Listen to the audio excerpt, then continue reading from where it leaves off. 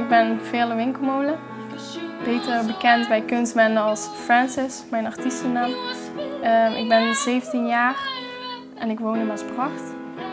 We zijn hier bij mij thuis omdat hier de vleugel staat, waar ik me wel het beste voel en de meeste van de tijd doorbreng. En ik hier ook mijn eerste nummer heb geschreven.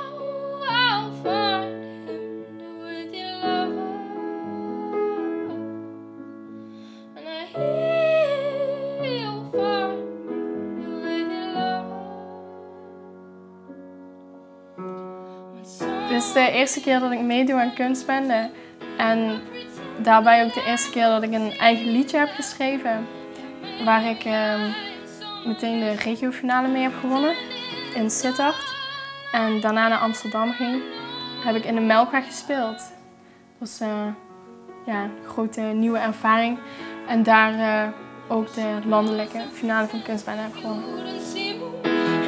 Dankzij kunstbende heb ik wel meer podiumervaring gekregen. Want voordat ik meedeed aan kunstbende speelde ik eigenlijk altijd alleen maar hier. Kwam het niet naar buiten.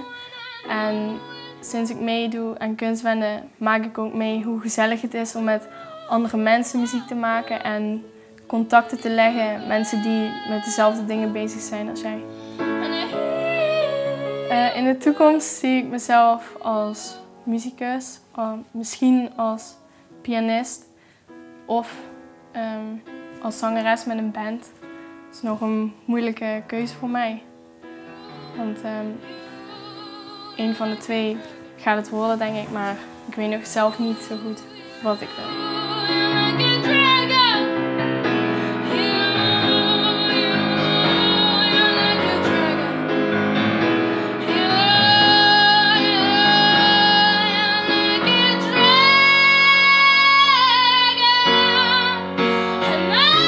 Als je twijfelt om mee te doen aan kunstbende, zou ik er altijd voor gaan. Omdat het je vooral kansen biedt. Ik wist eerst nog helemaal niet dat ik überhaupt in staat was om mijn eigen liedjes te schrijven. Ik heb gewoon mijn eerste liedje geschreven eigenlijk voor kunstbende.